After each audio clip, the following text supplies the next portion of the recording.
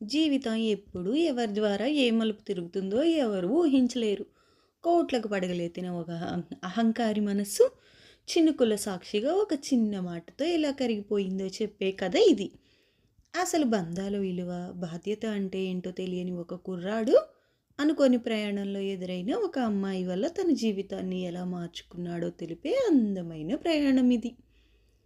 ఆ కుర్రాడి పేరు విక్రమ్. నగరంలోనే పేరు మోసిన పెద్ద వ్యాపారవేత్త కొడుకు.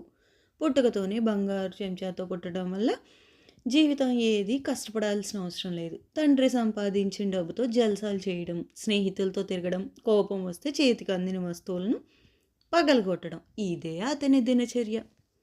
నాన్న అంటే ఒక భయం లేదు, బాధ్యత అంతకన్నా లేదు. ఎప్పుడు తండ్రి మీద విసుక్కుంటూ తన ఇష్టం వచ్చినట్లు బతికేవాడు.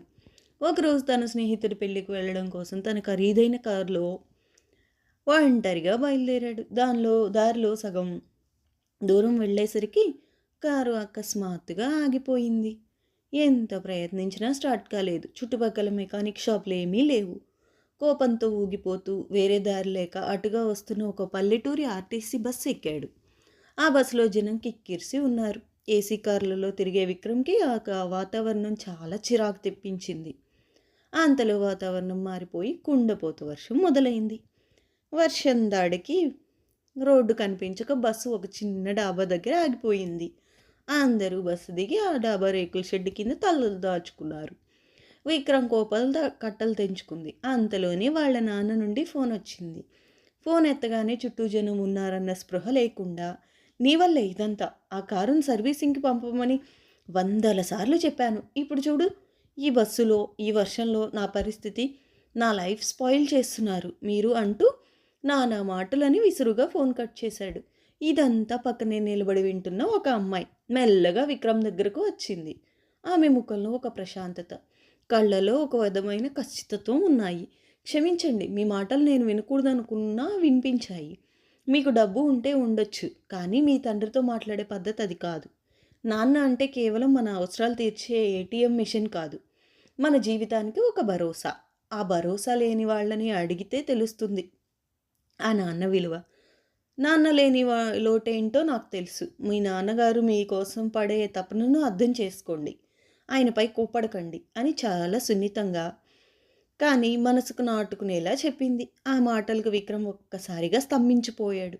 ఎప్పుడు తనను అందరూ పొగడమే గాని ఇలా తన తప్పును ఎత్తి చూపిన వాళ్ళు ఎవ్వరూ లేరు. ఆమె చెప్పిన మాటల్లో నిజం అతని అహంకారాన్ని పట్టాపంచలు చేసింది. అంతలో బస్ కండక్టర్ వచ్చి వర్షం వల్ల ముందు అంతా మునిగిపోయింది, బస్ రేపటి వరకు కదలదు అని చెప్పి బాంబు పేల్చాడు. ఆ మాట వినగానే ఆ అమ్మాయి కళ్ళలో భయం కనిపించింది. రాత్రివేళ, అందులోనూ హైవే పక్కన డాబాలో ఒంటరిగా ఉండాలంటే ఏ ఆడపిల్లకైనా భయమే. ఆమె ఆందోళన గమనించిన విక్రమ్ వెంటనే తన ఆఫీస్ మేనేజర్కి కాల్ చేసి దగ్గరలో ఉన్న తమ కంపెనీ బ్రాంచ్ నుండి ఒక ఎస్యూవి కార్ని ఏర్పాటు చేయించాడు. అరగంటలో కారు వచ్చింది. విక్రమ్ ఆమె దగ్గరకు వెళ్ళి, నేను మిమ్మల్ని డ్రాప్ చేస్తాను, భయపడకండి అని చెప్పాడు. ఆమె కాస్త తటపాటాయించిన పరిస్థితి దృష్ట్యా కారు ఎక్కింది. ప్రయాణం సాగుతుండగా ఇద్దరి మధ్య చిన్నగా మాటలు కలిశాయి.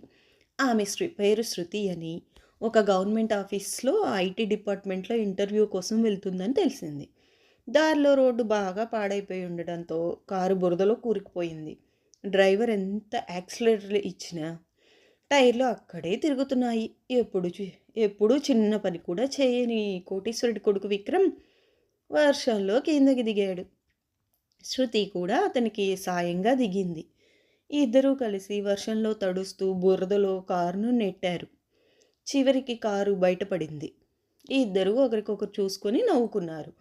ఆ వర్షంలో, ఆ బురదలో విక్రమ్కి తనలోని కొత్త మనిషి పరిచయం అయ్యాడు. మరుసటి రోజు ఉదయం శృతిని ఇంటర్వ్యూ జరిగే ఆఫీస్ దగ్గర డ్రాప్ చేశాడు. వెళ్లే ముందు మీ ఫోన్ నంబర్ ఇవ్వగలరా అని అడిగాడు. ఆమె సున్నితంగా నవ్వి ఏమీ చెప్పకుండా లోపలికి వెళ్ళిపోయింది. ఆ సంఘటన విక్రమ్ జీవితాన్ని పూర్తిగా మార్చేసింది. ఇంటికి వెళ్ళిన తర్వాత మొదటిసారి వాళ్ళ నాన్నను ఆప్యాయంగా పలకరించాడు. ఆ రోజు నుండి స్నేహితులతో జల్సాలు మానేశాడు. నాన్న కష్టపడి కట్టిన కంపెనీ బాధ్యతలు తీసుకోవడం మొదలుపెట్టాడు. విక్రమ్‌లో వచ్చిన ఈ అనూహ్య మార్పు చూసి అతని తండ్రి ఆనందానికి అవధులు లేకుండా పోయాయి. రాత్రి పడుకునే ముందు ప్రతిరోజు విక్రమ్‌కి శృతి మాటలే గుర్తొచ్చేవి. ఆమె ఎక్కడుందో, ఎలా ఉందో తెలుసుకోవాలని మనసు తహతహలాడేది. కొన్ని నెలల తర్వాత కంపెనీకి సంబంధించిన ఒక ముఖ్యమైన ఐటీ క్లియరెన్స్ పని మీద విక్రమ్ తన తండ్రితో కలిసి సెక్రటేరియట్‌కి వెళ్ళాడు. ఆ అధికారి క్యాబిన్‌లోకి అడుగుపెట్టగానే విక్రమ్ షాక్ అయ్యాడు. కుర్చీలో కూర్చుని ఉన్న అధికారి మరెవరో కాదు, శృతి. ఆమె ఆ ఇంటర్వ్యూలో సెలెక్ట్ అయ్యి ప్రభుత్వ ఉద్యోగిగా బాధ్యతలు తీసుకుంది. విక్రమ్‌ను చూడగానే ఆమె పెదాలపై కూడా ఒక చిన్న చిరునవ్వు మెరిసింది. ఇద్దరూ పలకరించుకున్నారు. ఆఫీస్ పనిని శృతి చాలా బాధ్యతగా, నిష్పక్షపాతంగా పూర్తి చేసి పెట్టింది. ఆమె పని పట్ల చూపించిన అంకితభావం విక్రమ్‌కి మరింత నచ్చింది. కొద్ది రోజుల తర్వాత విక్రమ్ చెల్లెలి పెళ్లి కుదిరింది. ఆ పెళ్లికి శృతిని పిలవాలని విక్రమ్ నేరుగా ఆమె ఆఫీస్‌కి వెళ్ళి పెళ్లి కార్డు ఇచ్చాడు. కార్డు చూసిన శృతి, "మీరు చాలా పెద్దవాళ్ళు. పైగా ఆ పెళ్లిలో నాకు తెలిసిన వాళ్ళు ఎవ్వరూ ఉండరు. నేను రావడం బావుండదు" అని సున్నితంగా తిరస్కరించింది. అప్పుడు విక్రమ్, "నేను మీకు తెలుసు కదా! మా నాన్నగారు కూడా మీకు తెలుసు.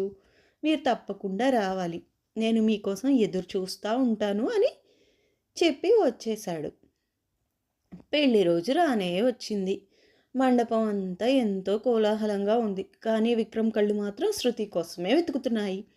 సరిగ్గా అప్పుడే ఒక సాధారణమైన, అందమైన సాంప్రదాయక పట్టు చీరలో శృతి అక్కడికి వచ్చింది. ఆమెను చూడగానే విక్రమ్ మనసు ఆనందంతో ఉప్పొంగింది. వెంటనే ఆమెను తీసుకెళ్లి తన తల్లిదండ్రులకు పరిచయం చేశాడు. శృతి వాళ్లతో ఎంతో వినయంగా, మర్యాదగా మాట్లాడింది. పెద్దలకు ఆమెకి ఇచ్చే గౌరవం, ఆమె పద్ధతి విక్రమ్ తల్లిదండ్రులకు చాలా బాగా నచ్చాయి.